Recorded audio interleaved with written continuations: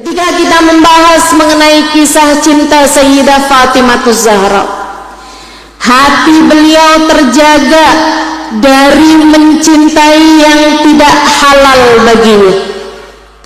Hatinya terjaga dari mencintai laki-laki yang Allah belum baginya. Gak ada ceritanya Sayyidah Fatimah naksir, kemudian janjian ketemuan di Indomaret. Gak ada ceritanya. Di bawah pohon pisang, banyak pohon pisang soalnya di depan situ. Gak pernah begitu. Yang ada adalah Sayyidah Fatimah dari sejak kecilnya sudah jatuh cinta kepada seseorang yang ketika beliau berusia 5 tahun, laki-laki tersebut Allah angkat menjadi seorang nabi. Sejak hari itu Sayyidah Fatimah menjadi pelipur hatinya, pengobat jiwanya ketika beliau mulai mendapatkan perlakuan-perlakuan keji dari kaumnya. Ayahandanya Nabi besar Muhammad sallallahu alaihi wasallam. Usianya 5 tahun ketika ayahnya diangkat menjadi seorang nabi. Saudaraku sekalian yang saya muliakan, sejak hari itu ayahandanya seringkali pulang dalam keadaan tidak selamat. Kadang-kadang seluruh tubuhnya berlumuran debu, kadang-kadang lebam-lebam karena dipukul oleh orang, kadang-kadang memar-memar karena dikeroyok sama orang kafir Quraisy. Dan yang seringkali terjadi ketika ayahandanya pulang, beliau akan masuk ke dalam rumah kemudian memanggil putrinya tercinta. Datanglah Sayyidah Fatimah di usia 5 tahun, 6 tahun, 7 tahun sebagai orang yang akan selalu menghibur ayahnya. Fatimah Zahra, putri Nabi kita Muhammad sallallahu alaihi wasallam. Jatuh cinta pertamanya adalah kepada ayahandanya Nabi besar Muhammad sallallahu alaihi wasallam. Dipeluknya putrinya Fatimah, diciumnya di antara 2 keningnya. Demikian pula lah yang akan dilakukan Sayyidah Fatimah. Tiap kali melihat ayahnya sedih, tiap kali melihat ayahnya sakit, tiap kali melihat ayahnya terluka, dia akan memeluk ayahandanya, dia akan menciumi ayahandanya. Sampai ketika 10 tahun, beberapa tahun kemudian berlalu dari masa itu, ada saatnya di mana Nabi besar Muhammad sallallahu alaihi wasallam sedang mengerjakan sholat kala itu di depan Ka'bah. Ada orang-orang kafir Quraisy berunding mereka tentang bagaimana membuat kapok, bagaimana membuat berhenti Nabi kita Muhammad dalam dakwahnya dan dalam ibadahnya. Kita mau diam-diaman aja nih, tuh Muhammad ngerjain ibadahnya, memecah belah kaum kita, kata Abu Jahal, Abu Lahab. Kemudian berdiri salah seorang di antara mereka, kali ini gak bakalan selamat Muhammad, kapok nih habis ini.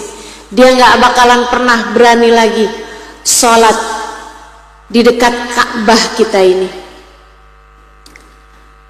Dia pun pergi ke seekor bangkai unta yang habis disembelih. Si unta tersebut itu kemudian dagingnya diambilin, ada sisa dalam perutnya, usus-ususnya dan lain sebagainya. Udah 3 hari bau busuknya menyeruak kemana-mana, sampai keciuman sama mereka yang sedang duduk di dekat bukit Sofa itu. Dia pun pergi, temennya Abu Jahal, Abu Lahab, dia pergi ke sisa bangkai itu tadi. Dia ambil kotoran-kotoran yang ada di situ, yang baunya luar biasa busuknya, didekatinya Nabi Muhammad. Kemudian dari atas tersebut sambil berdiri dia lemparkan kotoran itu tepat di saat Nabi Muhammad sedang sujud yang terakhir. Nabi lagi sujud, kemudian berasa dijatuhkan sesuatu yang berbau sangat busuk sekali. Nabi tak beranjak dari sujudnya. Ada budak perempuan lihat pemandangan tersebut, dia lari ke rumah Sayyidah Khadijah. Dia ketok-ketok pintunya. Keluarlah Sayyidah Fatimah, mungkin di umur 8-9 tahunan. Dia bilang, ya Fatimah alhiki abak, wahai Fatimah susulin bapak kamu tuna. Lau ra'ait madza fa'alu ala abiki ya Fatimah. Coba kamu lihat tuh Fatimah, mereka emang kebangetan sama bapak kamu. Sayyidah Fatimah kecil segera menuju kepada tempat yang ditunjuk oleh budak itu. Dan di sanalah dia melihat ayahnya masih dalam posisi sujud, sementara tubuhnya belepotan, berlumuran dengan kotoran-kotoran bangkai unta tersebut. Sayyidah Fatimah datang mendekati ayahandanya, laki-laki yang paling dia cinta di atas muka bumi ini, laki-laki yang untuknya dia rela mati, laki-laki yang untuknya dia akan serahkan apapun yang dimiliki demi untuk kebersamaan dengannya. Baginda Nabi besar Muhammad sallallahu alaihi wasallam. Sayyidah Fatimah membersihkan punggung ayahandanya dengan tangan sebelah kanannya, sementara tangan sebelah kirinya sibuk mengusap air matanya yang tak berhenti mengalir melihat kezaliman yang telah mereka lakukan kepada ayahandanya.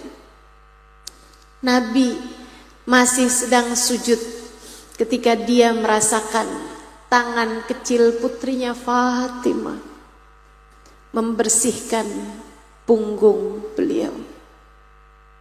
Nabi pun duduk menyelesaikan sisa sholatnya, kemudian memandangi putrinya. Sang putri masih berusaha membersihkan kotoran dari bagian depan tubuh ayahandanya dengan tangan kanannya, sementara tangan kirinya masih terus sibuk mengusap air mata yang tak berhenti mengalir dari kedua mata indahnya. Ia menunduk, tak mampu memandang wajah ayahandanya yang sedang dalam keadaan seperti itu. Akan tetapi ayahandanya berkata, "La tabki ya binti Fatimah." Jangan menangis, nak, jangan menangis, wahai putriku Fatimah. Suatu hari nanti kamu akan lihat kenabian ayahmu mencapai Romawi dan Persia. dua kerajaan besar pada masa tersebut. Ayahandanya ingin menguatkan hati putrinya bahwasanya tak ada yang pernah sia-sia dalam sebuah perjuangan. Sakit sekarang tak mengapa jika membawamu kepada kebahagiaan di masa depan. Sulit sekarang tak mengapa jika membawamu kepada kemudahan di masa yang akan datang. Disampaikan kepada putrinya, kamu akan lihat kenabian ayahmu akan mencapai Romawi dan Persia. Kita sekarang bisa mengatakan pada Sayyidah Fatimah, wahai Sayyidah, kenabian ayahmu tak hanya mencapai Romawi dan Persia, tapi sampai di Jepara, sampai di Madura, sampai di Jakarta, di Singapura, sampai di pelosok-pelosok Pulau Jawa, Kalimantan, sampai ke berbagai macam penjuru dunia. Wahai putri Nabi Muhammad, kenabian ayahmu sampai kepada relung hati kami yang terdalam. Perjuangan kalian tak pernah sia-sia. Sebab kalian telah mencintai yang benar dan mengajak kami untuk mengerti bagaimana mencintai yang benar. Maka belajar dari cinta Sayyidah Fatimah adalah untuk mencintai ayahanda Fatimah, mencintai baginda Nabi besar Muhammad sallallahu alaihi wa ala alihi wa sahbihi wasallam. Beliau sangat mencintainya. Dan ayahandanya sangat mencintainya. Fatimah bid'atun minni. Kata Nabi Muhammad, Fatimah adalah bagian besar dariku. Fatimah adalah separuh aku. Membahagiakan hatiku. Apapun yang membahagiakan hatinya, menyedihkan hatiku, apapun yang menyedihkan hatinya. Maka yuk belajar buat bisa mencintai Sayyidah Fatimah, punya sambungan hati sama Sayyidah Fatimah. Caranya gimana Ustazah? Kan saya nggak pernah ketemu. Lupa. Nih ibu-ibu nih banyak yang hari ini baru ketemu sama saya. Kemarinan belum pernah ketemu. Iya Bu. Adik-adik banyak kan yang baru ketemu sama saya hari ini?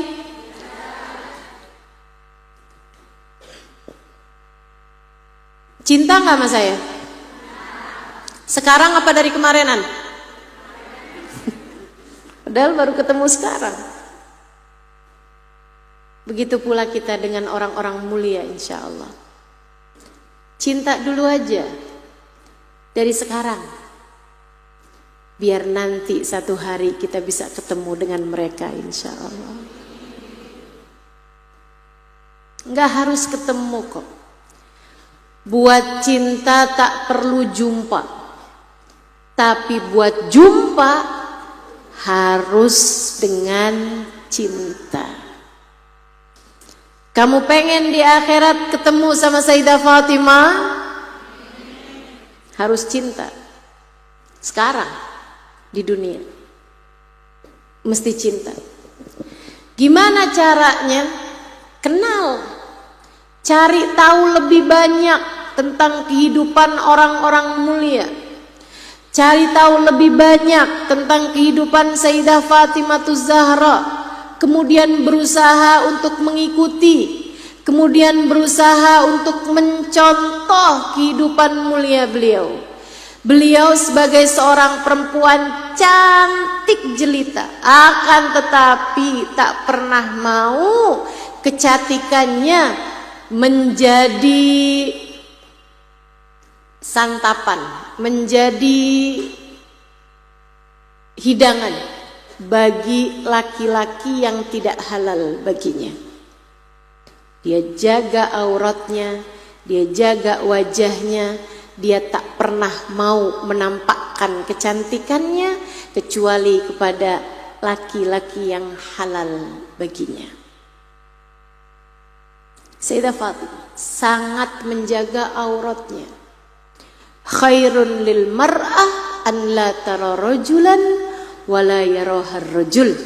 Kata Sayyidah Fatimah, sebaik-baik perempuan adalah yang tidak melihat laki-laki dan yang tidak dilihat sama laki-laki.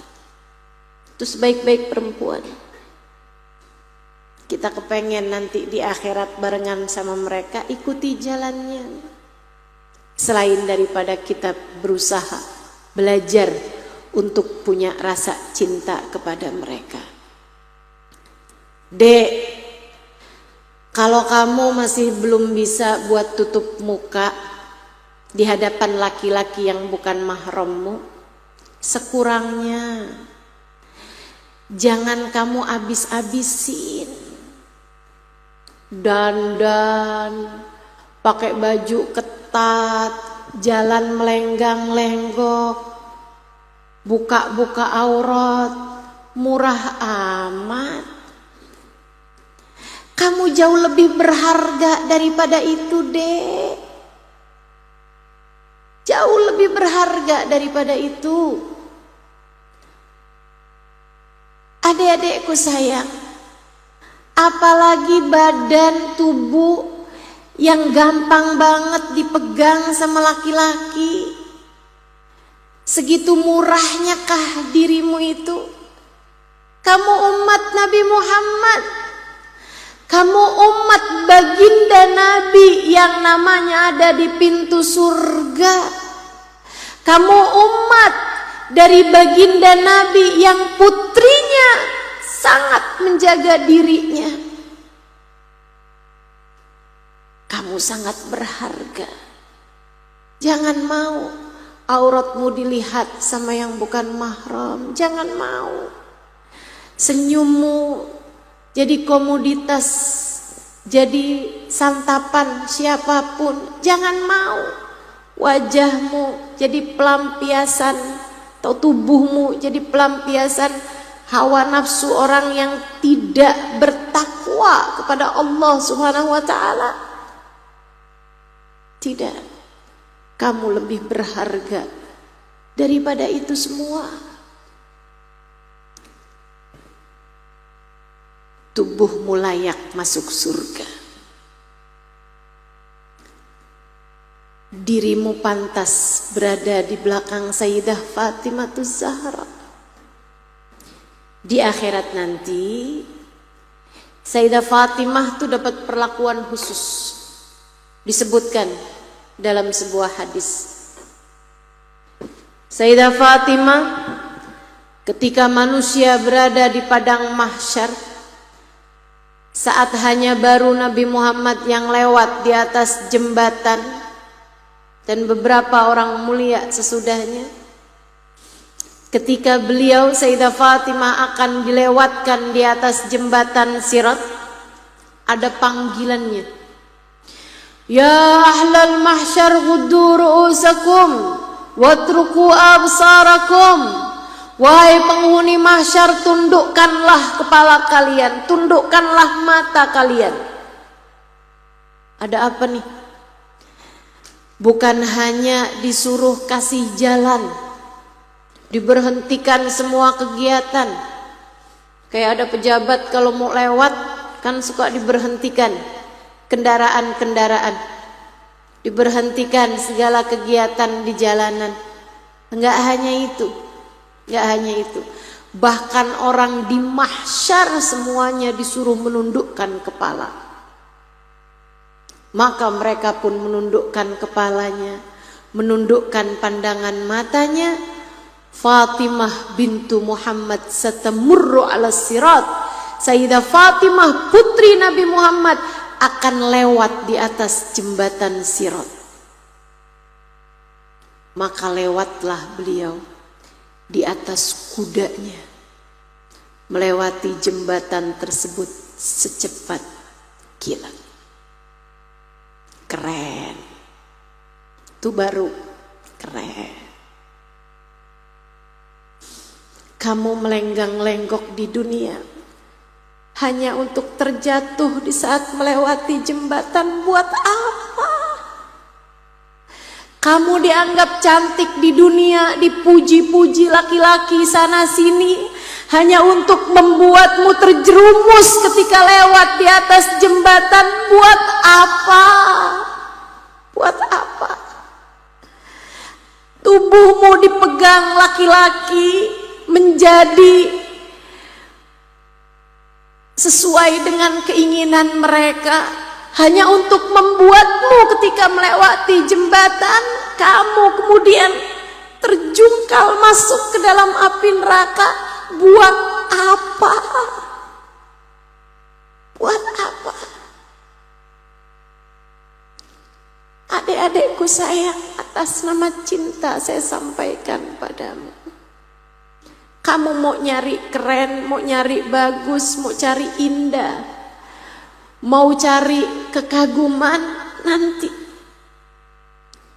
di akhirat.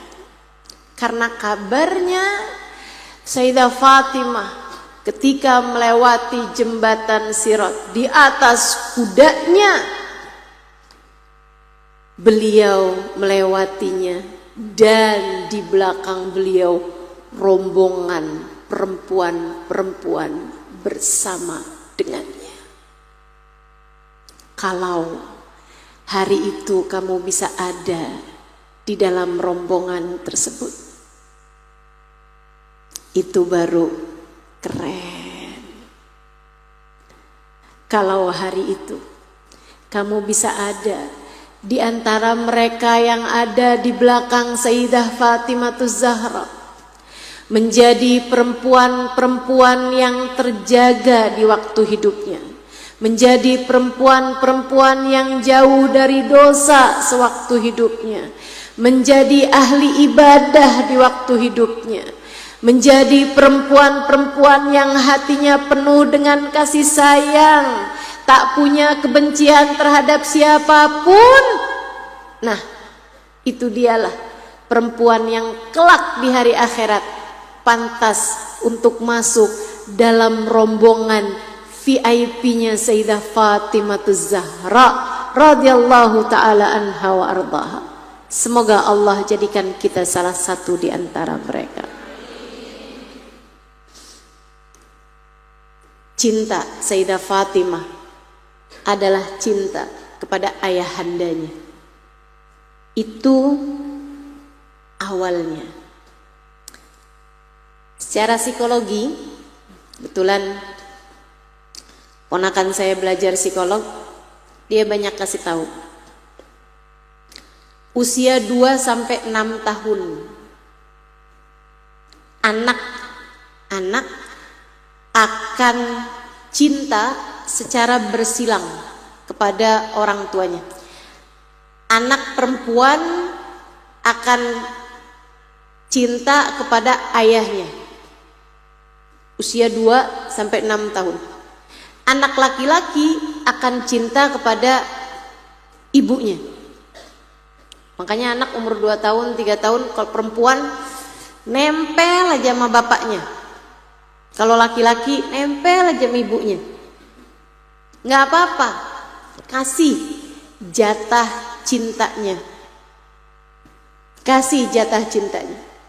Jangan coba jauh-jauhkan. Ini anak ini nih nempel banget nih sama bapaknya, padahal dia anak perempuan. Udah deh sana tuh, ini kayaknya ibunya nih kurang bener nih, kurang penuh kasih sayang, makanya anaknya nyari bapaknya mulu. Enggak gitu, ya gitu. Memang Allah jadikan seperti itu. Anak laki-laki akan dekat dengan ibunya, anak perempuan akan dekat dengan ayahnya. Itu kuota yang harus dipenuhi kuota cinta yang harus dipenuhi oleh orang tua terhadap anaknya. Kewajiban orang tua mengenalkan cinta kepada anaknya usia 2 sampai 6 tahun. Biarkan anak perempuan dekat sama bapaknya, biarkan anak laki-laki dekat sama ibunya. Terpenuhi, ia akan bisa menebarkan cinta kepada sesamanya. Dia akan mudah mencintai kawan-kawannya, sayang sama orang lain, sayang sama tetangga, gak julid sama teman. Dia full cintanya. Dari situlah mereka bisa belajar bagaimana mencintai Allah, bagaimana mencintai Rasulullah. Makanya saya sering ditanya, Ustazah, apa tugas orang tua untuk anak-anaknya? Saya selalu sampaikan, tugas terpenting orang tua kepada anak adalah mengenalkan cinta Allah dan Rasulnya kepada anak-anaknya lewat mengenalkan kasih sayang Allah dan Rasulnya, lewat kasih sayangnya kepada anak-anaknya. Itu tugas orang tua paling penting. Bu, sayangi anakmu sehingga anak bisa ngerti kasih sayang Allah. Sayangi anakmu hingga anak bisa ngerti ketika kamu bilang bahwa Nabi Muhammad sangat menyayangimu, nak. Mereka paham. Kenalkan kasih sayang Allah dan Rasulnya lewat kasih sayangmu kepada mereka. Tapi kalau kuota itu nggak terpenuhi, anak tuh di masa kecilnya nggak disayang sama orang tuanya, nggak pernah dipeluk sama orang tuanya, nggak pernah dicium sama orang tuanya, nggak pernah dipuji sama orang tuanya, nggak pernah dihargai sama orang tuanya, dicuekin, dikucilkan, dibentak, dihina, dibanding-bandingkan dengan anak yang lain, dimarah-marahi terus-terusan, dihardik. Anak itu tidak disayang, sepanjang hidupnya dia akan terus mencari kasih sayang tersebut, seringkali kepada yang tidak semestinya. Makanya ada perempuan gampang banget jatuh cinta, habis sama cowok yang ini putus lagi, pacaran lagi sama yang ini, kayak nggak pernah ada puas-puasnya. Kawin pun tidak menghalangkannya, udah punya suami masih bisa jatuh cinta sama suami orang. Cerai sama yang satu, dia seneng lagi sama yang lain. Kenapa bisa begitu? Karena kuota cintanya kosong, dan itu nggak akan bisa dipenuhi dengan yang lain. Orang tua hati-hati sama anak, hati-hati. Yang benar, gedein anak yang benar, didik anak yang benar, belajar ilmunya yang benar. Laki-laki juga banyak yang begitu. Anak laki di masa kecil tidak mendapatkan kasih sayang dari ibunya, dia akan terus mencari cinta dan kasih sayang itu kepada yang lain-lain. Makanya ada cowok gonta-ganti cewek mulu, yang lain-lain belajar, dia sibuk aja ngombalin perempuan. Udah kawin sama yang satu nggak puas juga, kawin sama yang lain, terus lagi ditinggal yang satu. Udah punya istri beberapa, masih selingkuh juga sama perempuan yang lain. Innalillahi wa inna ilaihi raji'un. Seringkali disebabkan karena masa kecil yang tidak terpenuhi kuota cintanya. Para ibu yang benar, gedein anak laki-laki yang benar, membesarkan anak perempuan yang benar, pakai ilmu, pelajari, dan lebih daripada semuanya, sayangilah anak-anakmu. sayangi, cintai. Karenanya nih kita liatin nih panutan kita Sayyidah Fatimah. Dari kecil gak kurang-kurang. Kasih sayang ayahnya, kasih sayang ibunya. Habis itu Nabi Muhammad mengenalkannya kepada Allah. Terus Sayyidah Fatimah terus dikenalkan kepada Allah. Allah lah yang menciptakan kita, Allah lah yang telah memberikan segala sesuatunya kepada kita. Ayahmu telah diturunkan wahyu, terus disampaikan kepada ayahandanya. Dia lihat bagaimana ibundanya beriman kepada ayahnya. Dia lihat bagaimana saudari-saudarinya beriman kepada ayahnya. Dia lihat sahabat-sahabat ayahandanya beriman kepadanya, berjuang bersamanya. Sayyidah Fatimah hatinya dipenuhi dengan cinta kepada Allah Subhanahu wa taala, yang karenanya Sayyidah Fatimah mencintai semua hamba-hambanya Allah. Sayyidah Fatimah lebih rela menahan lapar daripada melihat orang lain lapar. Kenapa begitu? Karena cintanya yang besar kepada Allah Subhanahu wa taala membuatnya mencintai semua hamba-hambanya Allah lebih daripada cintanya kepada dirinya sendiri. Innaha Fatimatuz Zahra. Sampai putranya Sayyidina Hasan bercerita. Dia bilang, saya satu malam sewaktu saya masih kecil dulu, waktu Sayyidah Fatimah meninggal, itu Sayyidina Hasan usianya 6 atau 7 tahunan aja. 7 tahun, 7 atau 8 tahun. Husainnya yang 7 atau 6 tahun. Sayyidina Hasan cerita, sewaktu ibu saya masih ada, saya kebangun di waktu malam, saya cari-cari ibu saya lihat beliau sedang sholat. Saya pun menunggunya sampai beliau salam, kemudian beliau bilang, "Ta'al ya Hasan, sini nak."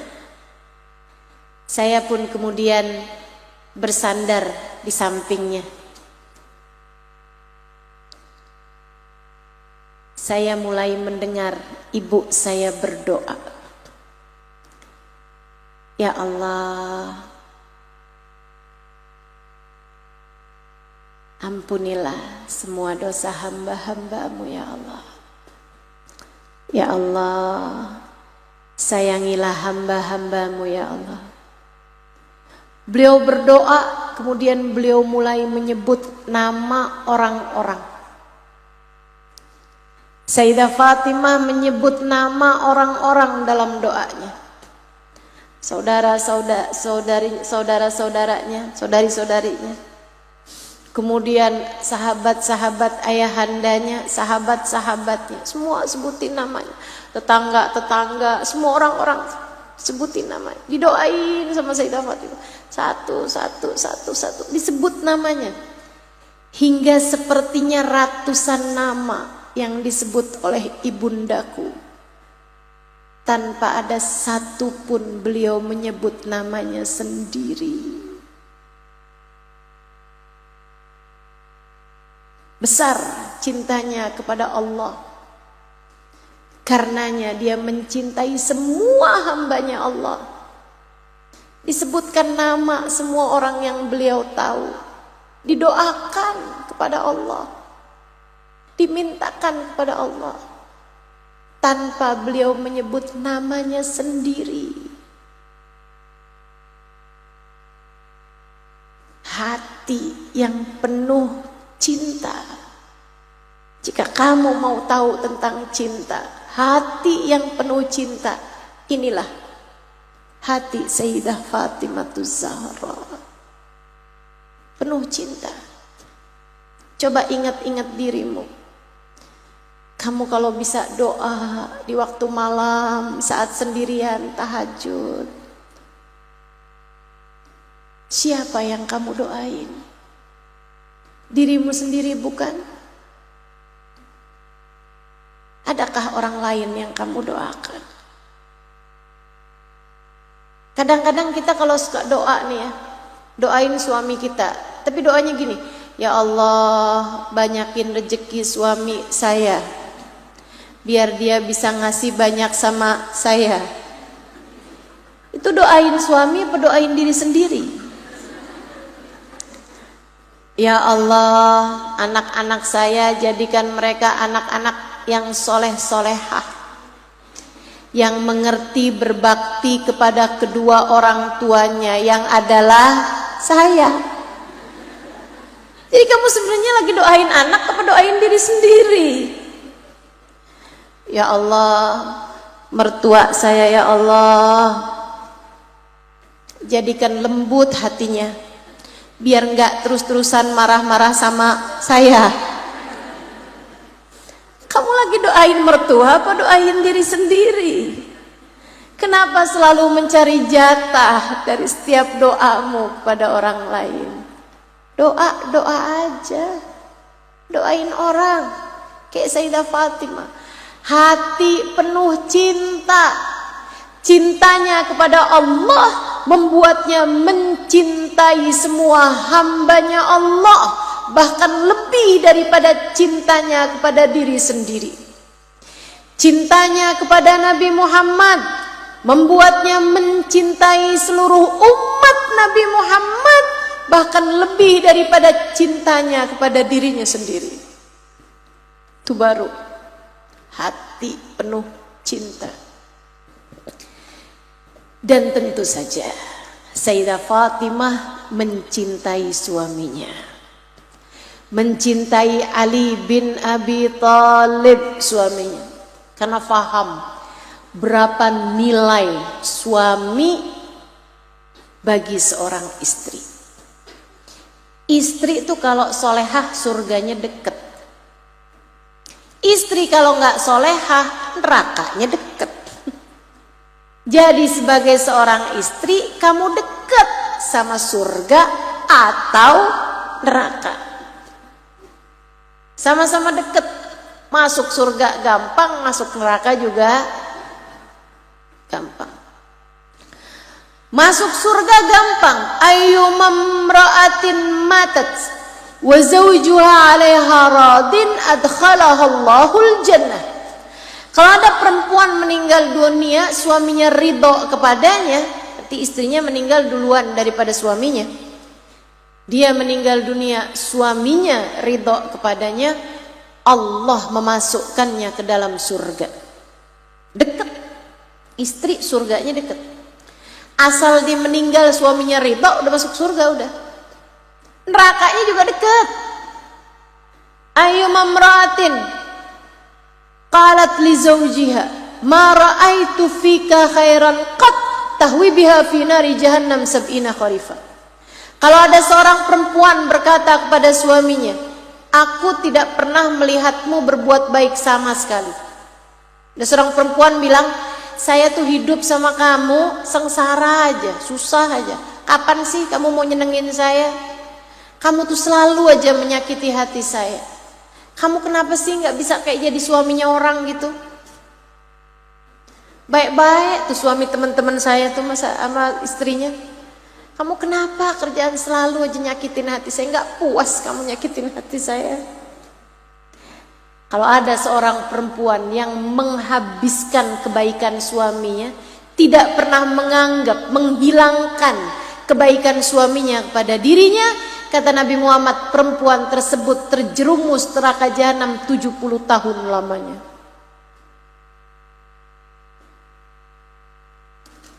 Sayyidah Fatimah tahu seperti apa nilai seorang suami bagi hidupnya, karenanya beliau mencintai Ali bin Abi Thalib, selalu berkata yang baik pada Ali bin Abi Thalib walaupun keadaan kehidupan yang sangat-sangat minim, bahkan miskin papa.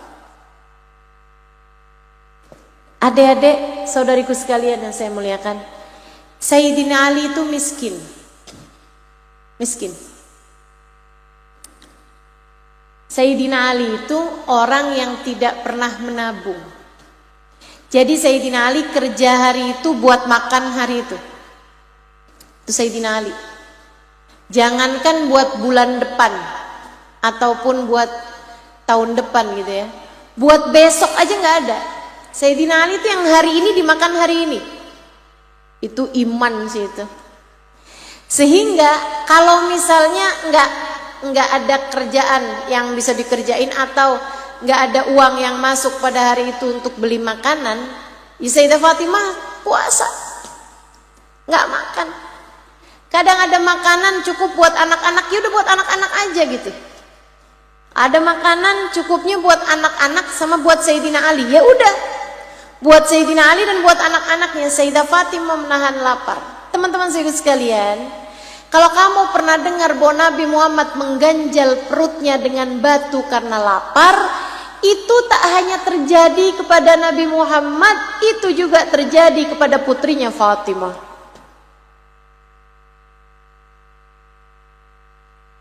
Saya bisa bayangin kalau ada orang zaman sekarang punya suami kayak Sayyidina Ali, kerja hari itu buat makan hari itu, udah deh habis sama istrinya. Saya bisa bayangin gitu kan. Ini buat sarapan mana? Ya udah nanti saya kerja dulu. Hah?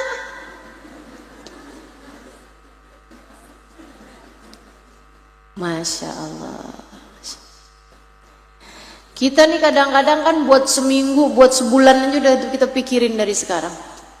Ada perempuan datang masuk, Ustazah doain dong Ustazah. Saya ini susah banget Ustazah. Suami saya mau pensiun. Kapan Bu? 3 tahun lagi. Bu 3 tahun lagi, kenapa susahnya dari sekarang? Masya Allah. Hidup kita nggak tahu nyampe apa enggak 3 tahun lagi. Ngapain dipikirin dari sekarang? Ini Sayyidah Fatimah. Segitunya bersama dengan kemiskinan suaminya yang adalah Sayyidina Ali. Sayyidah Fatimah selalu menyunggingkan senyum kepada suaminya. Penuh cinta, penuh sayang kepada suaminya. Rumah tangga penuh canda tawa, walaupun dengan kelaparan, walaupun dengan kemiskinan. Ini cinta. Ini cinta. Ini cinta.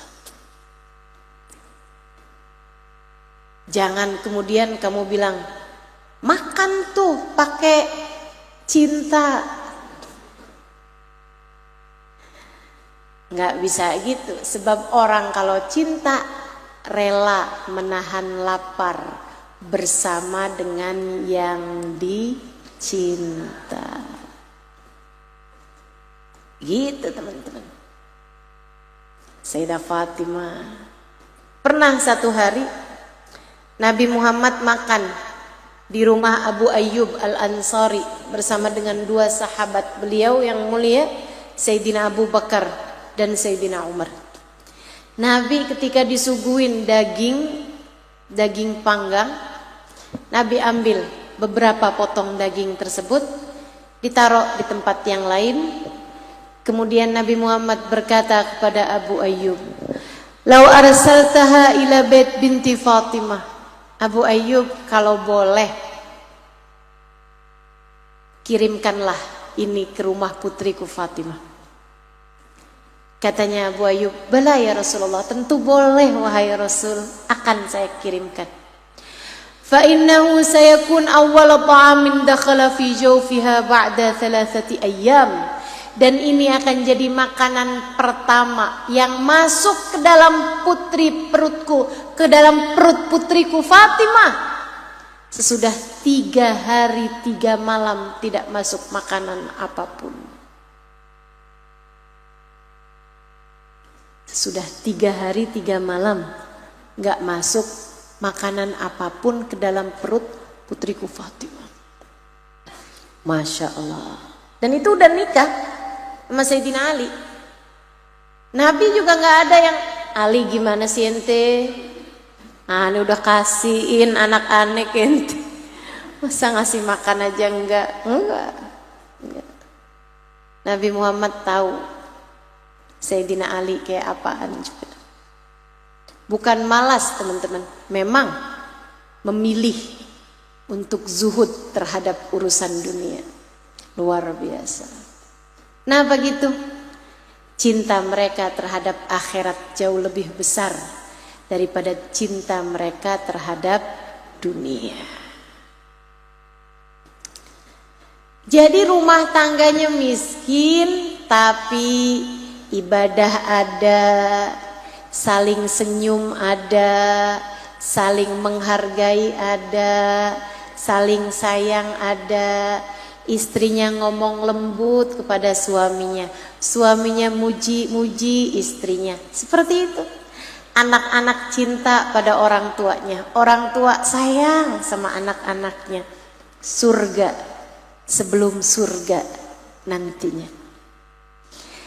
Sayyidina Ali itu orang yang pandai bikin syair.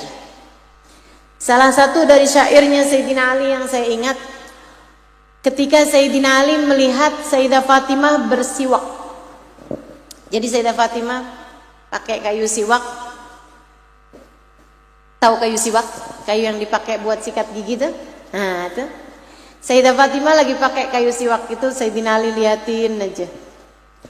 Sayyidah Fatimahnya kayak yang, apaan sih Ali liatin mulu.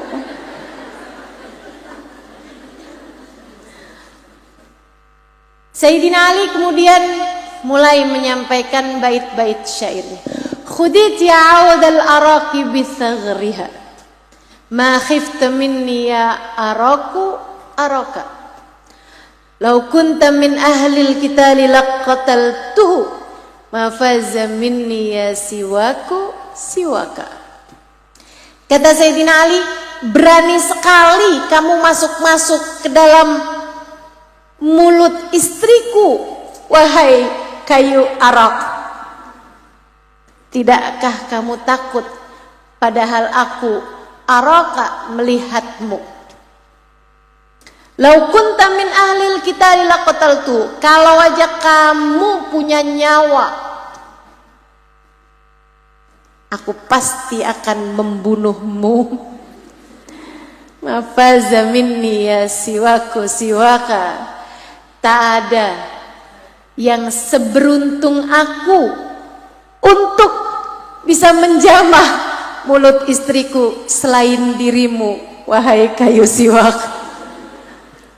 Insyaallah. Sayyidah Fatimah yang apaan sih?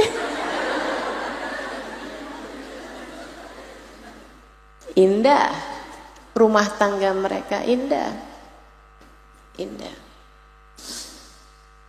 Dan keindahan ini teman-teman, tak hanya di dunia, akan tetapi terus sampai di hari akhirat. Satu hari, hadisnya diriwayatkan dari Sayyidina Ibnu Abbas alaihi ridwanallah. Ibnu Abbas masih kecil, ada di rumah Sayyidina Ali waktu itu, ada di rumah Sayyidah Fatimah, keluarga mereka kan.